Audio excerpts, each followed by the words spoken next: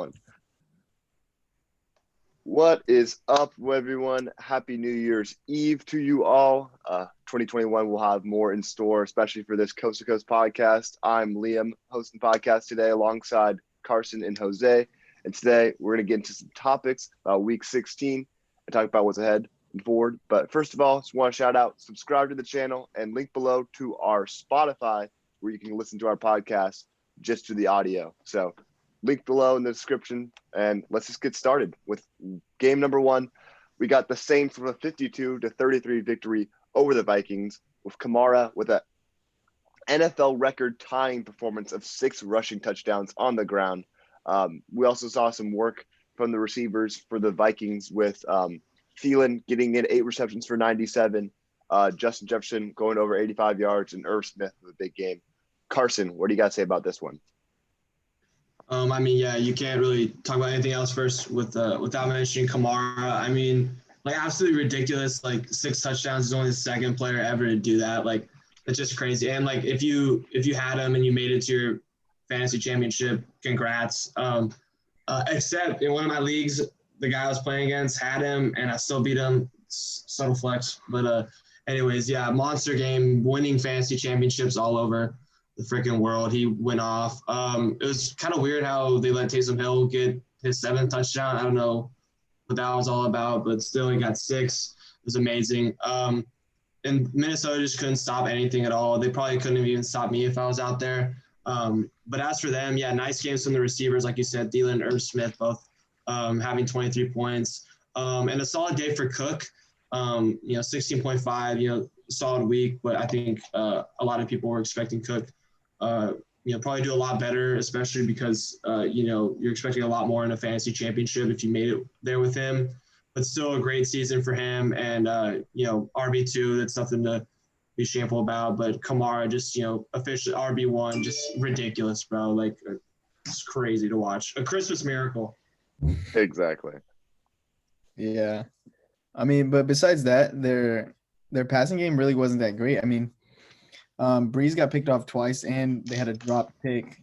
So through the air, they really were not getting it done.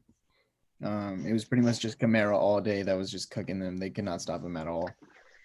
Justin Jefferson had a nice performance. I like watching him play, to be honest. One of the most exciting rookie receivers. Yeah, it's funny to see that the 2 top candidates for offensive rookie of the year are both named Justin. Funny enough, but most likely the award will go to Herbert due to the quarterback bias, and he is having a record-breaking season as well. He could potentially have the most yards for a rookie quarterback, and he definitely has the passing record already. So, I think if Minnesota was in the playoffs, I think it would be Jefferson's. But I think the fact that they're both not in the playoffs, and he's a quarterback, it makes more sense. Mm-hmm. And Jefferson also didn't start the first few games of the season, which it's just crazy to think of that he's become. Yeah. Looking at a statistical category with the top PFF, Jefferson grades out as one of the better receivers in the NFL already. So we'll hop into this next game. Easily the most interesting game. We have the Tampa Bay Buccaneers with a 47-7 victory over the Lions. Tom Brady throws for 348 yards and 4 touchdowns in one half, and then calls it quits. Then his backup Blaine Gabbert goes in and throws for 2 touchdowns and 143 yards. But just absolutely ridiculous. And it's also sad to see how DeAndre Swift just keeps not getting enough carries in this offense. If you looked over at the Detroit passing attack, they went through 3 quarterbacks. Matthew Stafford went out, and then they had Chase Daniel, then they had David Blau. So I don't know why they aren't just giving workhorse carries to DeAndre Swift. He's going to be a future of this team, with Kenny Golladay and TJ Hawkinson on the offensive end. So I think they need to aim more towards him. But Jose, what do you got to say about this one? Yeah, the Lions made Blaine Gabbert look like an actual quarterback out there. They really just have no idea what they're doing on either side of the ball. With this, is he an interim head coach that they have, or is just a? Yes, I believe so. Head coach? Yeah, he just. Yeah. You really can't blame him. He came in, with a few weeks left in the season. They can't really do much out there. They're just playing for pride at this point, which they're not even doing that. But Mike Evans, he's gonna have a monster day, against a shit defense like this. 10 receptions for 181 yards and 2 touchdowns. Just ridiculous. I feel like he has at least one of these, every year, sometimes 2 or 3. But yeah, I wonder what Brady would have put up had he played the whole game.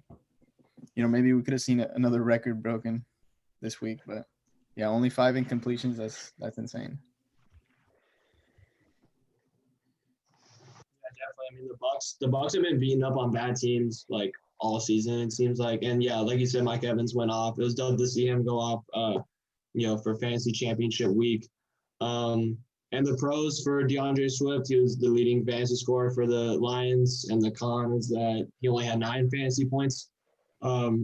So, yeah, I completely agree with Liam. Like, just make this guy your workhorse because he's shown. And I was listening to, this Ringer podcast they were doing fantasy football, and I think, it's crazy to think, but if Swift would have caught that game-winning touchdown at the beginning of the season, I think this could have been a completely different season because I feel like with that, like him dropping that, I think the coaching staff just kind of put the leash on him a little bit, put the handcuffs on and didn't really, go all out with him.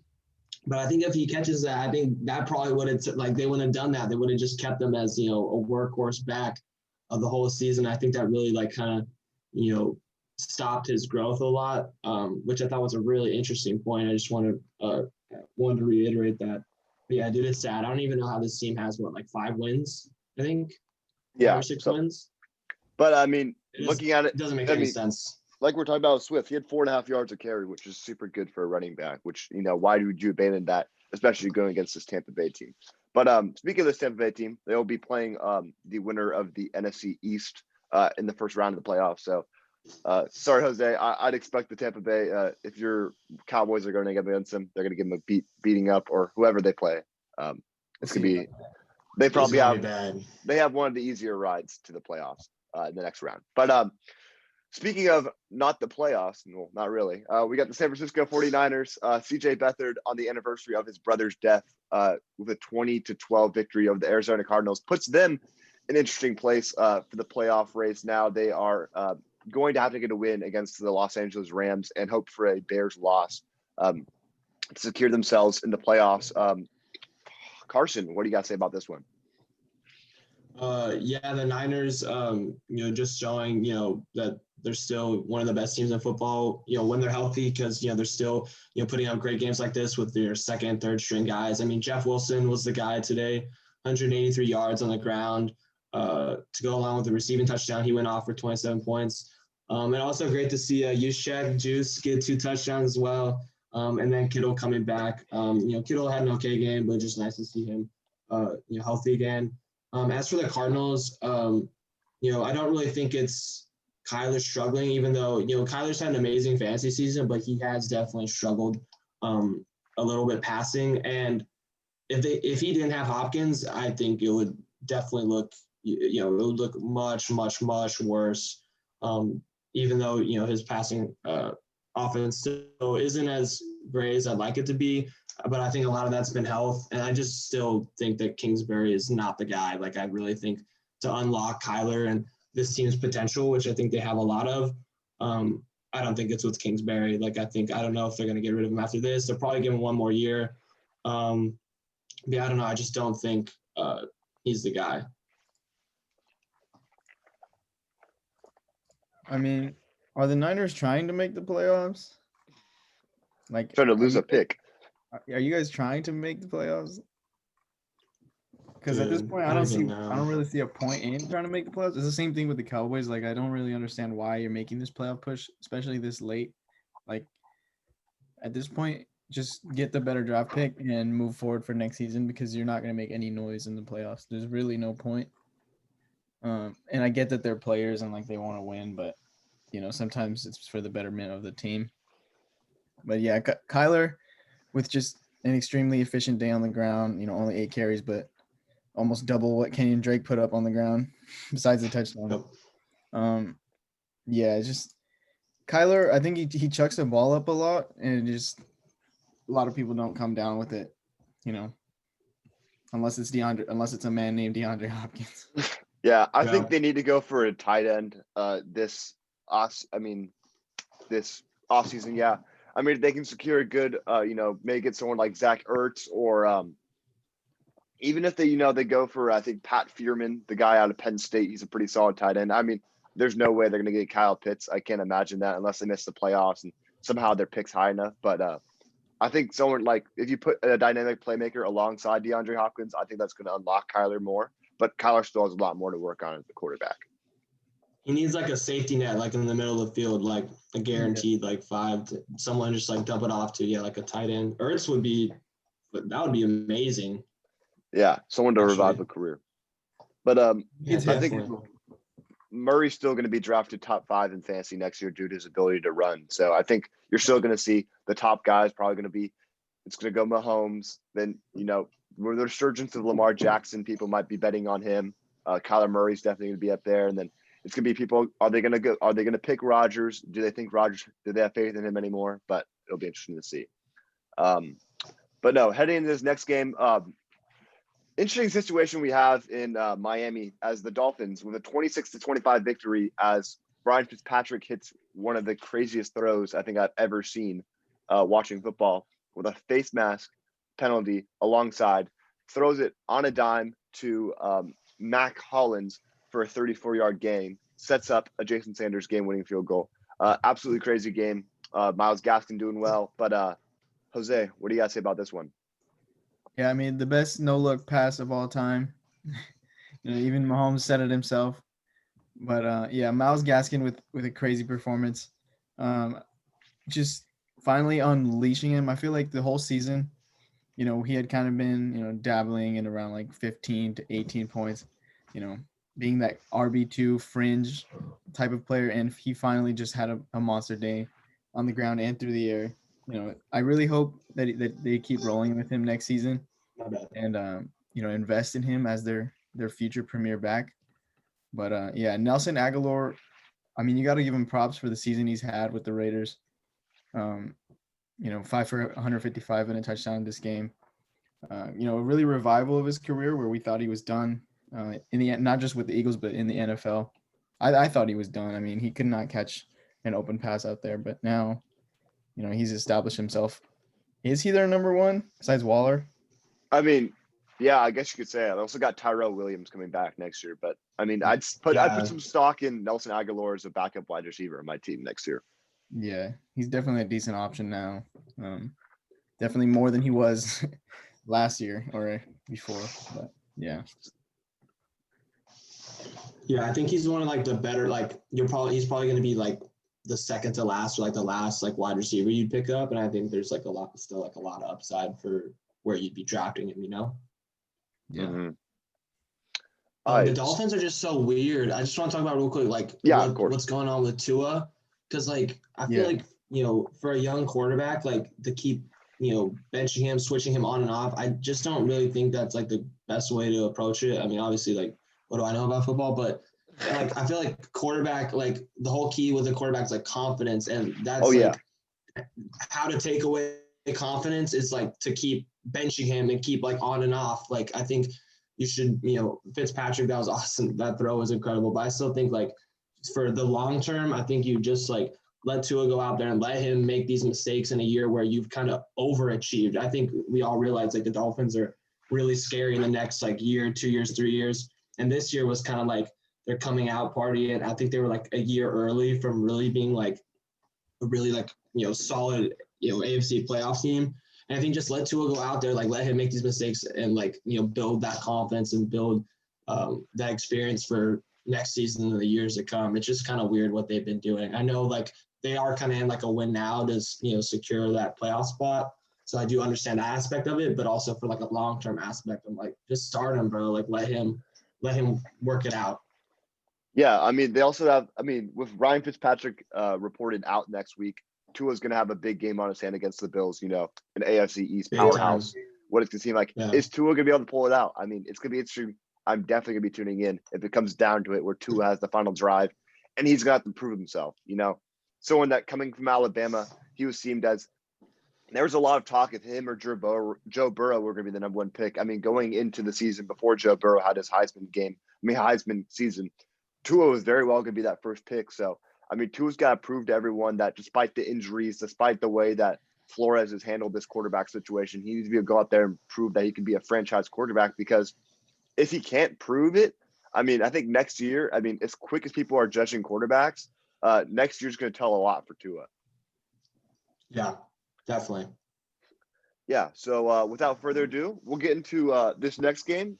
Kansas City with a narrow victory over the Atlanta Falcons as stud kicker Younghoe Koo misses a game-tying field goal at the end of the game. But really interesting to see Kansas City has not been playing too well as of recent.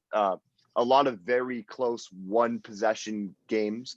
But I mean, this Falcons team, can win on any given Sunday. But at the same time, the Chiefs are 14-1. But like speculation, people were saying with the Steelers, they aren't playing like their record right now, and it's going to be a test to see, with this bye week going into the AFC playoffs, are the Chiefs going to be able to take a minute and regroup and figure out their identity? So,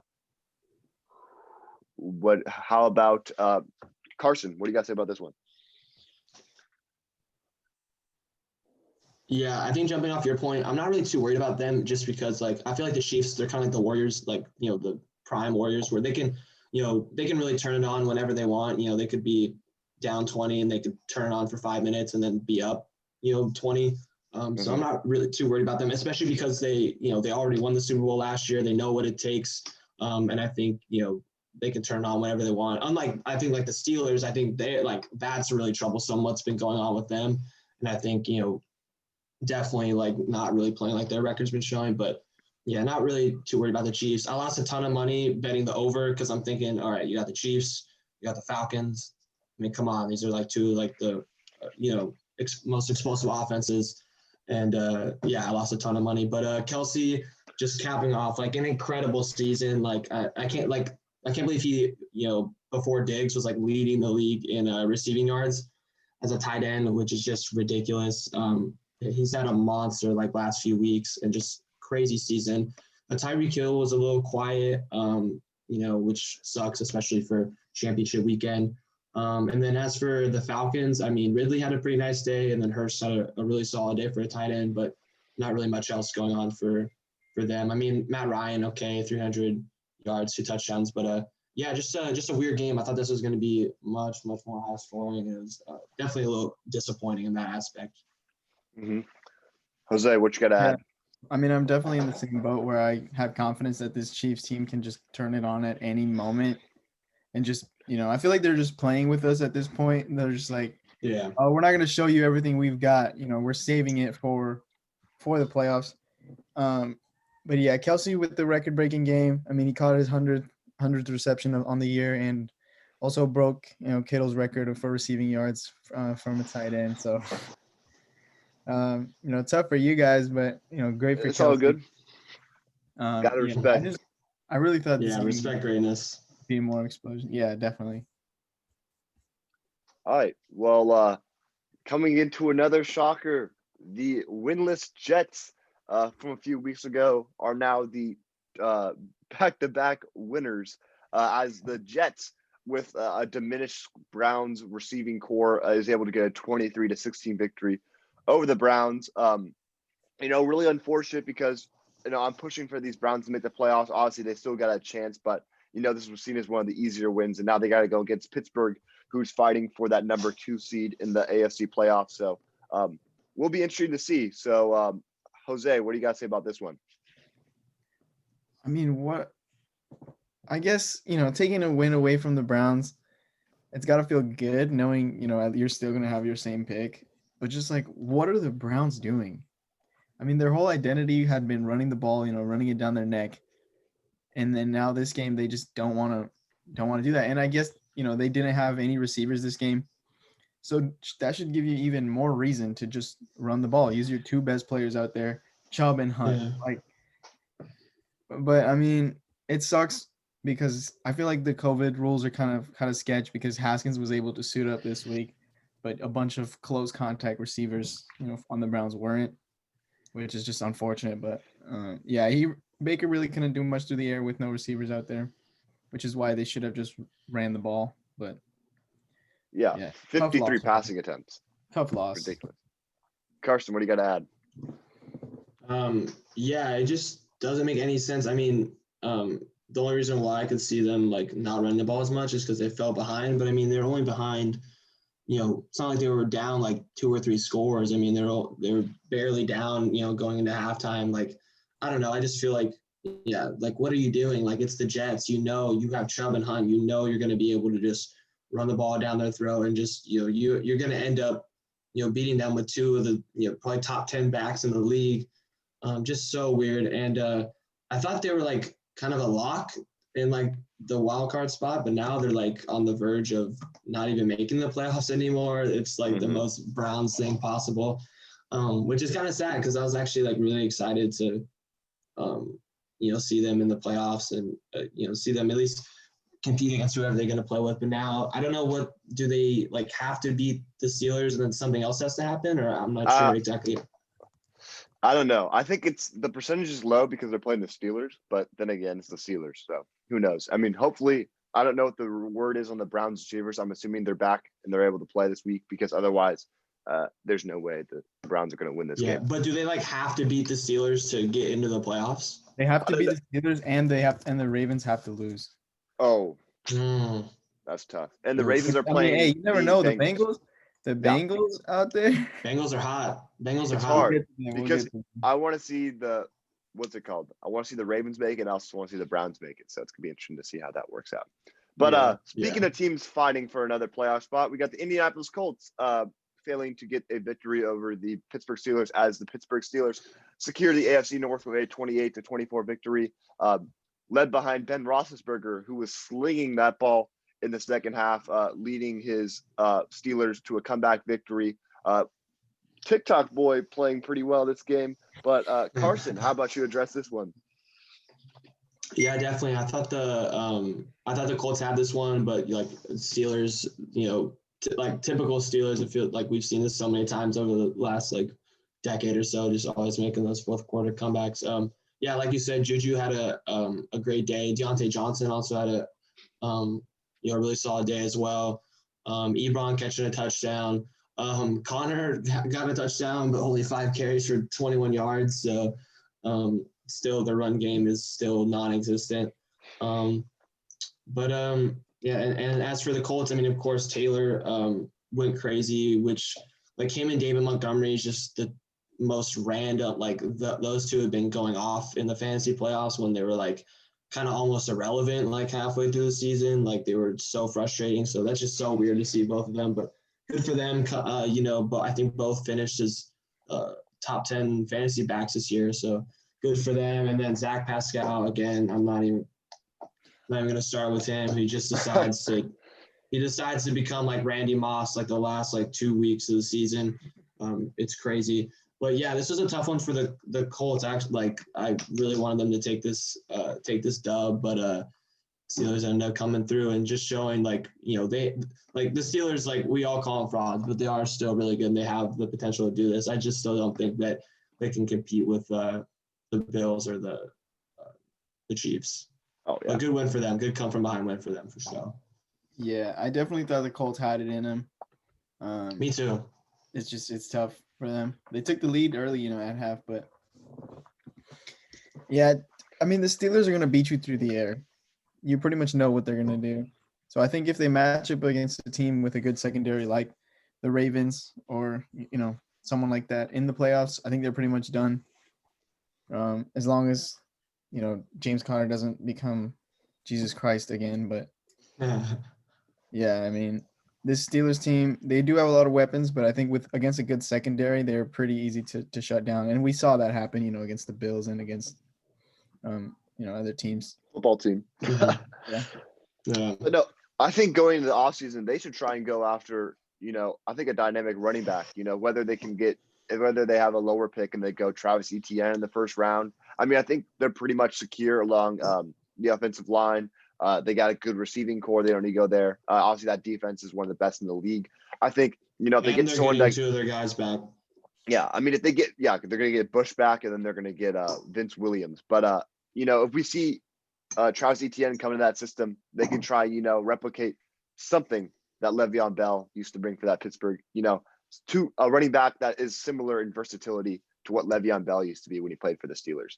But despite that, looking at, again, another team fighting for a playoff spot, we have the once 5-1, then I believe under 500, but now, the 5-1, then the 5-6, but now the 8-7 Chicago Bears with a 41-17 victory over the Jacksonville Jaguars. Obviously, Jacksonville, they know they're going to get Trevor Lawrence. I'd be surprised if they don't go Trevor, but David Montgomery continuing, probably won you your fantasy championship if you had, him and maybe Kamara alongside you. Mm-hmm. But Jose, what do you guys say about this one? Yeah, I mean, it's crazy to think that the Bears have a better record than the Vikings. But I mean, it's all comes down to this, resurgence of David Montgomery. He's just been insane these past, few weeks, really boosting his draft stock for next year, which, I mean, I definitely have faith in him next year. I hope they keep playing like this. But yeah, Allen Robinson, another great game from him. We've been saying he needs to be paid all year. But Mike Glennon in his revenge game. Wait, I do not want to pull up the highlights. Okay, here we go. Yeah. Mike Glennon in his revenge game threw 2 touchdowns and 2 picks. Kind of tough. But yeah, just a pretty much a beat down on the Jaguars team. They had no chance.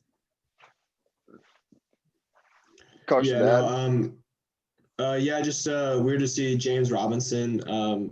I mean, obviously not, because they're trying to tank. They don't want to play their best player.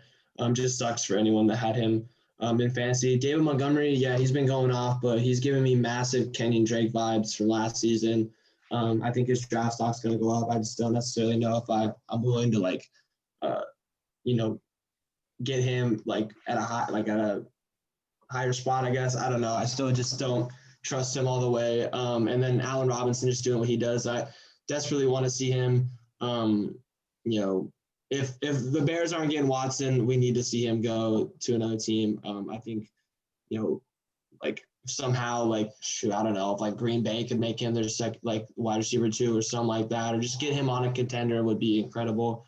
And yeah, just the Bears are just the Colts need to figure out their quarterback situation too.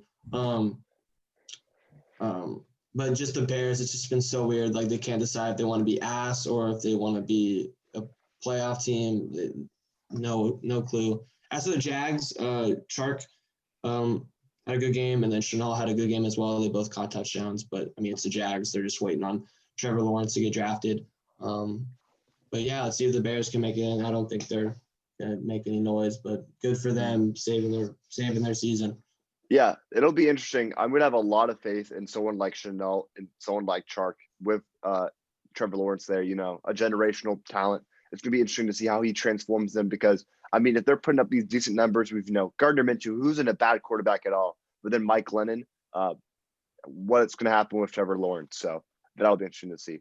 But again, teams fighting for a playoff spot. We have the Giants losing a crucial one and the Baltimore winning a big one with a 27-13 victory over the New York Giants. Lamar Jackson is trying to continuously prove, what the early season critics were saying about him, especially fantasy wise. People were dogging on him for not playing, up to his drafted position. But these last few weeks, he's been playing, reminiscent of what his MVP season was like. So, Jose, what do you got to say about this one? Yeah, I mean, you pretty much hit it on the head. He's been playing Lamar Jackson football. He's not gonna go out there and pass the ball, 40 times a game, but he's gonna throw touchdowns through the air and he's gonna run the ball, up the defense. And the Giants, I mean, there's really nothing that the Giants, are playing for now. At one point you thought they were gonna win the division. Now it's like, what even is this division? But Shepard with a good game, 9 for 77 and a touchdown. Gallman, I started Gallman in one of my leagues. They've been really going away from him, which it sucks to see. I don't know if they're gonna keep him for next year. Hopefully Saquon can come back fully healthy. But yeah, Gus Edwards with 85 on the ground. But Lamar Jackson's the best running back on this team. Mm-hmm. Yeah, it was great to see Lamar. I mean, 6.2 yards per carry. He had a great day on the ground. And then Dobbins as well, 7 yards a carry, and a touchdown. He had a very good second half of the season as well. The only fantasy relevant guy really on the Giants this week was Sterling Shepard. 9 catches, 77 yards, and a touchdown. It was really great. And I mean, Pro Bowler Evan Ingram, 7 catches, 65 yards, like a little bit better than he usually does. But yeah, I mean, that's what the Ravens do. They beat up on bad teams. Yeah, it was Gallman. I think it was just like game script for him. I mean, they went down 2 touchdowns in the first quarter, so they needed to pass to get out of that. But yeah, this is what the Ravens do. They just beat up on bad teams. And even though the Giants are technically still in contention for that NFC spot, they're a terrible team. So yeah. So one of the highest scoring games between 2 of the worst teams in the league. We have the Cincinnati Bengals, another win. Not looking good for them with their draft position, especially meaning that they need to surround Burrow with talent, and it's gonna be hard for them to get that offensive tackle out of Oregon with the way they're playing right now. So Cincinnati, though, with a 37-31 victory over the Houston Texans.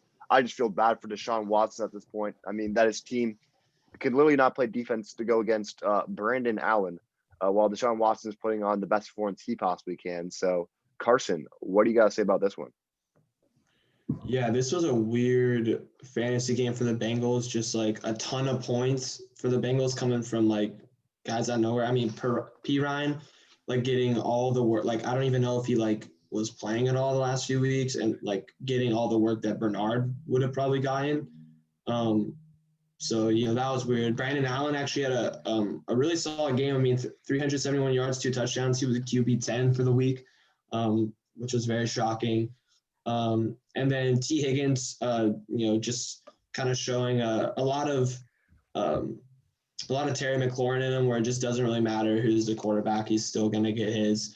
He's had a great season, and I love him for next year.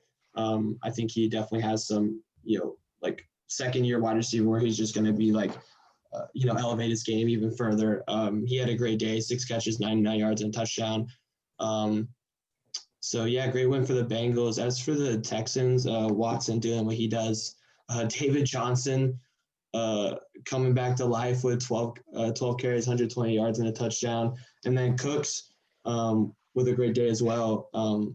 But, yeah, just the Texans, it's sad to see, bro, because Watson's killing it. But I actually bet the Bengals because they're hot right now. I don't know why they're choosing to win, but they're hot right now. And I want to see what they do against the Ravens. Right, they're playing the Ravens next week. Yes. Ravens are in trouble, bro. They're in trouble. Majay P right now here. I mean, hey, shout out to T. Higgins. He is on the fringe of breaking 1,000 yards on the season. If he has another performance similar to this, he's gonna be right there with 92 yards away. Yeah, so a great season from him. Definitely going to be, on the lookout for him next year, especially if Boyd. I don't know what's the deal with Boyd, but even with Boyd, I think he would be very efficient. Yeah. If Boyd or Green, like if one of them like gets traded or something happens to them, like I mean, Green's kind of irrelevant at this point. Mm-hmm. Like he's gonna he's already Auden Tate's gonna be the next targets guy. though. Oh, I forgot about that guy. Yeah, but no, I shout out David Johnson though. I mean, he played a really solid game. I know at least fantasy wise, 128 yards on the ground and a touchdown, and then also got 3 receptions for 11 yards and touchdown. Good PPR day. Great to see that he's having a good closeout to the season. But then again, he will probably get drafted a lot later than he did in fantasy drafts this year. But look at the next one. We got the Chargers. Justin Herbert setting the rookie touchdown passing record set by Baker Mayfield with a 19-16 victory over the Broncos. Not the most interesting games to the lesser teams in the league. But Jose, what do you have to say about this one? Yeah, I mean, Herbert has been impressive all year. Outdueling Drew Lock. This game really not the greatest offensive game from either team, but a solid performance from Eckler. He obviously had that touchdown through the air, but he's only getting 10 carries. I think this Chargers team with a better defense and a better coach is pretty scary for the future. They're right there with they're like a step right behind where the Dolphins are right now. They're like next year could be their kind of coming out party. Mm-hmm. Yeah, definitely. I think they just need a couple more playmakers besides Keenan Allen. I actually do really like Guyton, and I think him and Herbert have a solid connection going deep. But just Mike Evans, he always just seems to be injured, or it seems like he's not even out there sometimes. And yeah, definitely look for What I say? You said Evans. Oh, I said Evans. My bad. Sorry, I Same player. 40 bomb on my mind. Basically. Yeah, basically. Yeah, but Mike Williams. I don't know if he's a guy they definitely need another weapon. And then as for the Broncos, Judy. I think Judy's got the yips. I mean, he's been dropping a lot of balls lately. He got 15 targets, only 6 catches. And so I want to see him do a little bit better. And this team, I don't know, they'll get Von Miller back, but I still don't like is Locke really the guy. I think Elway wants him to be the guy, but I think we all know that's not the case. Yeah, I mean, I wouldn't be surprised if they try and go quarterback later in the draft. Second round, if one of the guys falls like Mac Jones, Kyle Trask, would not be surprised to see. Because I mean, Drew Lock's has played enough games at this point where we can kind of get a judge on if he's going to get good or not, at least to what we've seen from the last couple of years. But without that, we'll head to the next game. We got the Panthers taking this 20-13 victory over the Washington football team. Very crucial for the football team here. But Dwayne Haskins, 0 touchdowns, 2 interceptions, and ended up getting released from the team after this game. But interesting game to see from both sides. Not the greatest offensive showing, but we did see McKissick and Curtis Samuel play well. But Jose, what do you have to say about this one?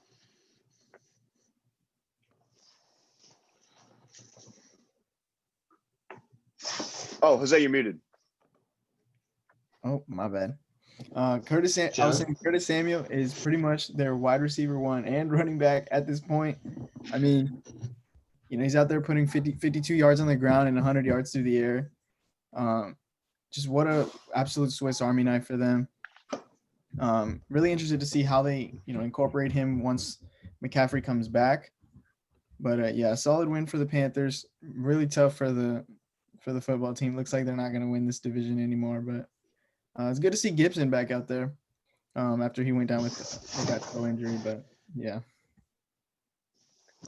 Yeah, Jose, it took everything I was going to say. I love seeing Samuel, get 7 carries, 52 yards. That's amazing, fantasy-wise.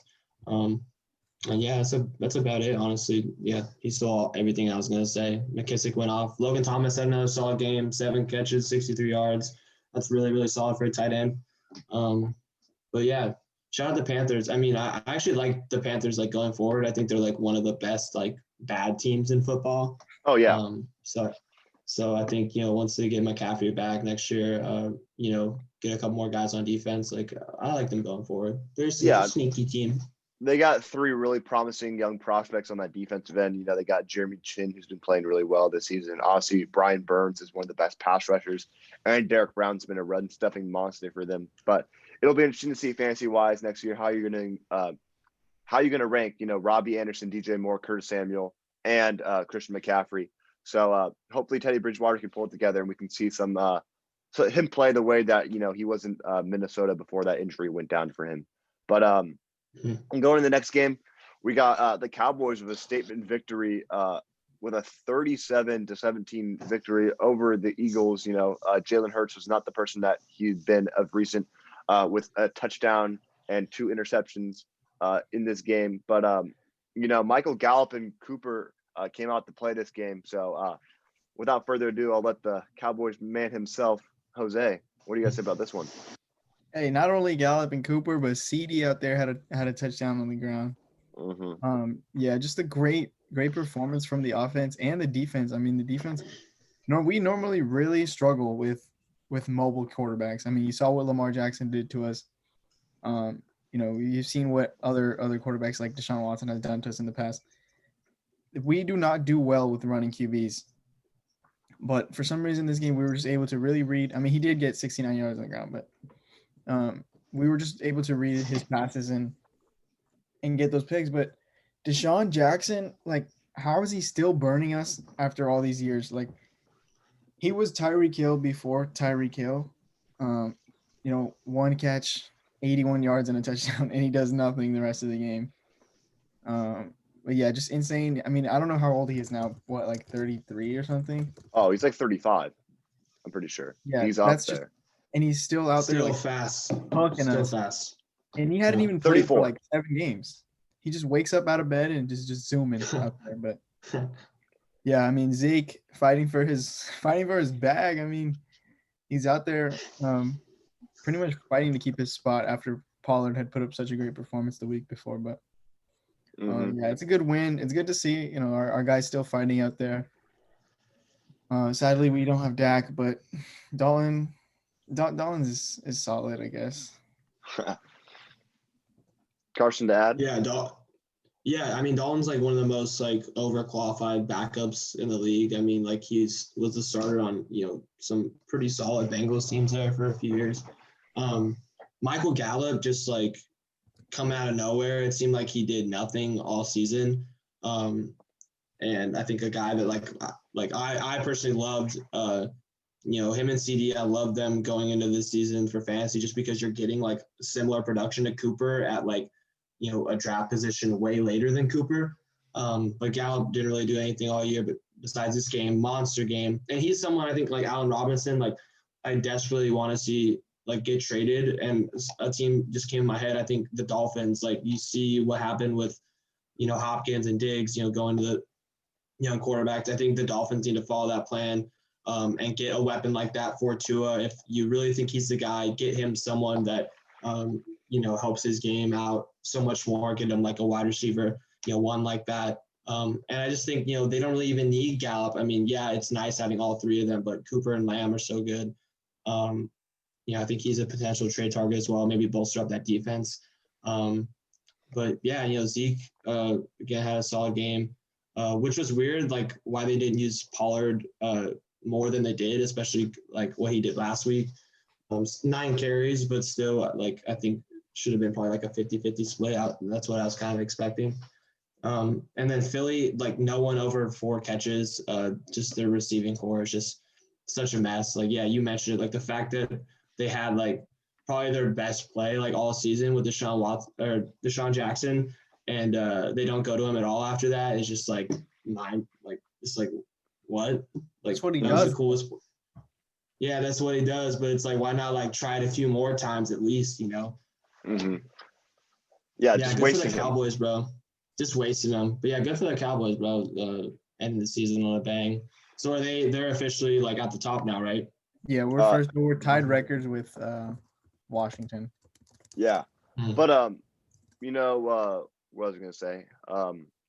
Michael Gallup, though, like you were saying, Carson. I mean, if he goes to another team, he's gonna be someone that he's gonna get the eye from fantasy football. He's gonna be the Diggs of next season if he does go somewhere. Because I would expect, they still got to pay big money to Dak. Obviously, he was playing on the franchise tag this year, but as Jose has mentioned to us plenty of times, which is very much so true. Dak's the reason why this team, he's the engine that pulls them. So, I think Cedric Wilson can do a great job being a wide receiver 3, but if not, they still got 2 talented running backs out there. Dalton Schultz has shown signs of potential, but, with one of the best route runners in the league in Cooper and one of the best rising stars at wide receiver in CD Lamb, I think this team can still be a powerhouse in offense. But and these guys, you're probably going to get a discount on them in next year's draft. They'll probably be ranked, a little bit lower than they were this upcoming season. Mm-hmm. And I think that's like definitely a big bargain, especially, with Dak coming back. Fantasy wise, this team has a ton of potential. It's just, waiting on Dak to come back because he was awesome when he was playing. Yeah, and then again, speaking of the Dolphins, it's gonna be interesting to see because given on how that Texans pick ends up, they're either gonna go, someone Penei Sewell, or they're gonna go after Jamar Chase. If they get a high top 3 pick, I'm assuming they're gonna go tackle. But if it goes farther down, they're gonna get someone like Waddle, Chase, or Devontae Smith. But That's again, so we got. crazy. The Texans don't have their own pick. I know it's so And they're sad, and I'm so bad. Bill fighting for O'Brien like just dismantled them, bro. Like, yeah. No crazy. offensive tackle is worth. I mean, yes, there is, but that's just putting so much of your future online. I mean, But Tunzel has been good though. what? Tunzel has been good Oh, though. he's been good, but at the same time, that's a lot for a team that Well, I mean, they Yeah. didn't know what it was going to look like because they still had Hopkins on the team when they made the trade. But yeah. Yeah, he So, would look a lot better if they still had Hopkins, but they messed of that course. up too. But going into this next game, we have the Rams losing a crucial one against the Seahawks. As the Seahawks with a 20-9 victory over the Rams. Russell Wilson, unfortunately, he's probably not going to receive a single MVP vote this year again. But I mean, it's his fault at this point. I mean, he had such a strong start, but then just kind of fell off slowly but surely. But Carson, how about you take away with this one? Yeah, the Rams are so weird, bro, because I really do think that they can be right up there with like the elites of the NFC. They're just so inconsistent on offense, and like their defense, I think, is really, really great.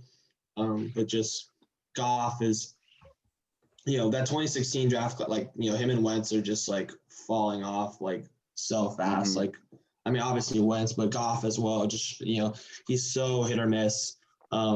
And when he's on, like, it's not really like he's on enough to where it's like, okay, damn, we have to keep this guy. Like, I mean, 50 QBR, just, kind of really pathetic, especially in a game with this weight.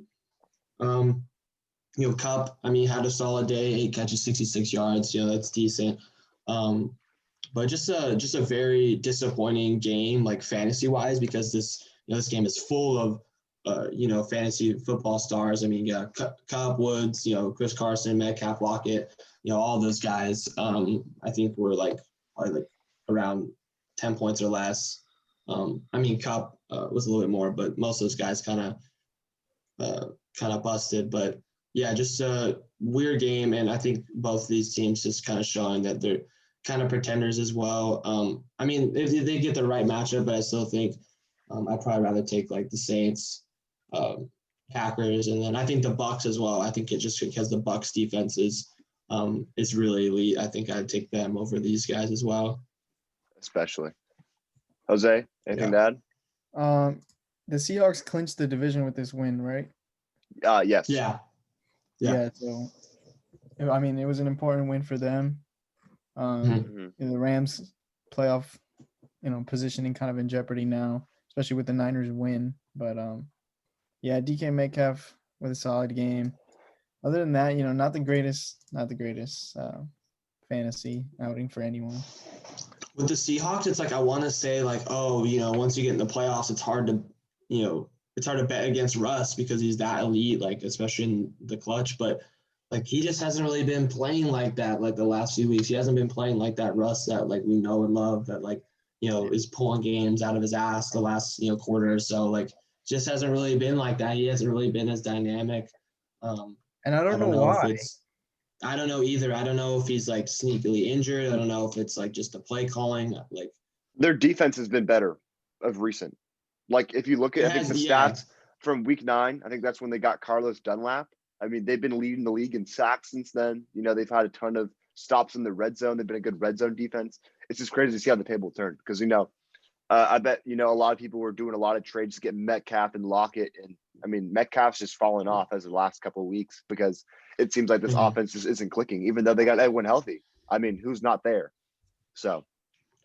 Yeah, and it's not like, I think they're, like you said, they're definitely reverting back to like the old Seahawks where their defense is like better and they're not doing as much on offense, but it's not like it's not like their running game is like anything special. I mean, Carson like had a deep, like okay game. I mean, 69 yards, 16 carries, like it's all right. But yeah, just so like both of these teams are just like so weird. Like you expect so much from them. And at least like you expect the bare minimum, like you expect like Metcalf or Lockett or like the Rams guys to do well, but just like both teams have just been so like all over the place this season. Mm-hmm. Well, going to the next one, we got the Packers actually getting a win over a good team for the first time, it seems like in a while, with a dominating performance though, in the snow in Lambeau with a 40-14 victory over the Tennessee Titans. as all three stars on Green Bay play well, but another star arrives as Boston College running back rookie A.J. Dillon with 124 yards and 2 touchdowns on the day. But Carson, what do you got to say about this one? Yeah, I mean, I think the only way you're beating a fantasy team with Kamara is if you had Adams or like Evans as well. Like Adams just, like Kelsey did, just capping off a monster season for him. He truly was like this year's Michael Thomas. Just ridiculous. I mean, 11 catches, 142 yards, 3 touchdowns. He even had some like catches like late in the game too, which was awesome to see just because like, they were up so much and he was still getting those fantasy points. So great for Adams. Monster game in the snow, no less, like, which is, even more impressive. He looked like, he was playing on a normal field and everyone else was on skates. And then, like you said, Dillon stealing all of Aaron Jones' fantasy points. I know Aaron Jones' managers are pissed. But he had a monster, 21 carries, 124 yards, 2 touchdowns. Monster day. Rodgers as well, 4 touchdowns. And as for the Titans, all their guys, kind of struggled. I mean, not an ideal matchup. They're playing in the snow. The Packers are great at home, but it definitely did not look like the Titans that we've been seeing all season. And especially, also Henry, very disappointed. This is kind of like his kind of game, like they're in the snow, but the Packers have a terrible run defense. You expect him to go off, put up like an A.J. Dillon stat line, but, 23 carries, 98 yards, but, no touchdowns or anything. They, shut him down at least a little bit, didn't let him go off for what he's normally doing around this time of the year. Exactly. Yeah, I mean, I was going to say the same thing. I was expecting Derrick Henry to put up this 21 for 124. Yeah. But, I mean, he still put up 98. It's just that, what really holds him back fantasy-wise is that he doesn't get receptions. If he's not getting that touchdown, he's pretty much not relevant that week. But, kind of disappointing game for the Titans. But just a monster day for Rodgers and Adams. It's absolutely insane. Yeah. But hey, I think you got to point out Derrick Henry though. His longest rush was only 10 yards, so he wasn't. He was just getting bits by bits in his rushes, which is like you said, sad to see going against a team that is viewed as one of the not viewed as is one of the worst rush defenses in the NFL. Yeah. So but it is a good sign for the Packers, like going into the playoffs, to see that from them. That's huge. But yeah, fantasy wise, it's like damn, you expect them way more. To be able to hold the the most dominant runner in the NFL right now. But look at this last game on Monday night. We have the Bills with a dominating 38-9 victory over the New England Patriots. Buffalo will fight for that number 2 seed going into this weekend. But I left this game for Jose because I know he's the Bills supporter himself this season. So Jose, let me hear it out. Just what a performance from Josh Allen. I'm so hyped for them in the playoffs. Him and Diggs is kind of like Rodgers and Adams light. It's just Diggs was, my MVP this season, him and Josh Allen, obviously, but what a game. I mean, to be able to blow out the Patriots, not only blow them out, but also hold them to, less than 10 points, which this season isn't really a feat, but, in years past, that's kind of like, insane to think about that you're able to beat down on the pads like this. And I mean, Cam Newton with 34 passing yards. This is just disgusting to look at. Like, what an ugly box score. On the Patriots side of the ball, but on the Bills side of the ball, just what a game.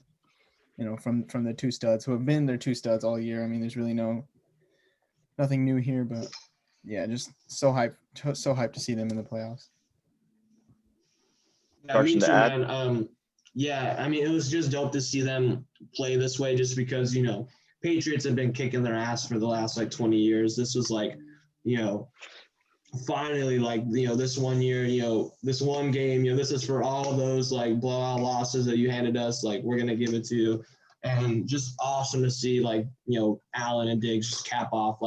It's such a tremendous season, from both of them, just real life fantasy wise. obviously in our league, I wasn't a Bills guy, but in another league, I kind of had a team like kind of similar to Jose's. Like I'm all in on Josh Allen, and he's from the Valley too. Like he's near Fresno. Shout out Fireball. So he's a Valley boy as well. Just love this Bills team, and I'm super excited. I think we all need Bills Chiefs. Offensive showdown. Yeah. Yeah. I still, as like, of course, like what Allen's done this year is incredible, but I still am a little nervous just because of, what happened last year in the playoffs. And obviously he's improved tremendously from that. I just still, I need to see it. I'm not like guaranteeing them to get to the championship game anyways. I think we all need to see that, but I'm still just a little wary of just how he's going to play in the playoffs, but they've just been awesome this year. Like, him and Diggs out here winning championships on a Monday night. Just incredible, bro. Like they're so awesome all year. Yeah. I mean, also pointing out Cole Beasley didn't even play that well, but then again, you got to realize they're going against JC Jackson and Stephon Gilmore. And look what Stephon Diggs did. And I mean, just, talking about like how great he's been this season, let's just take a look at his stats right here.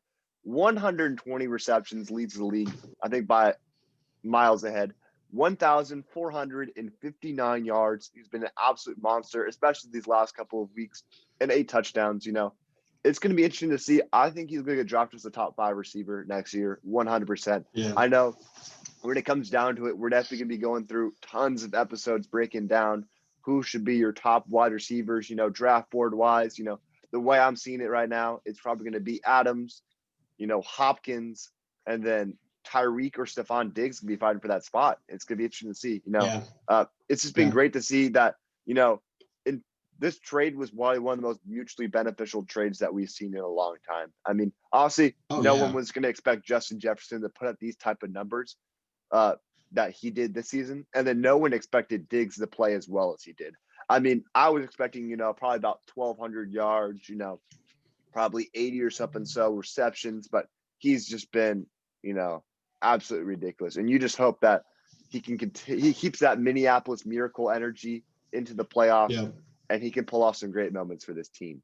But without further ado, we will head into our fantasy team of the week, obviously brought to you by yours truly, Jose. So bring him in at QB number 1. We have Josh Allen in that dominating performance over the New England Patriots.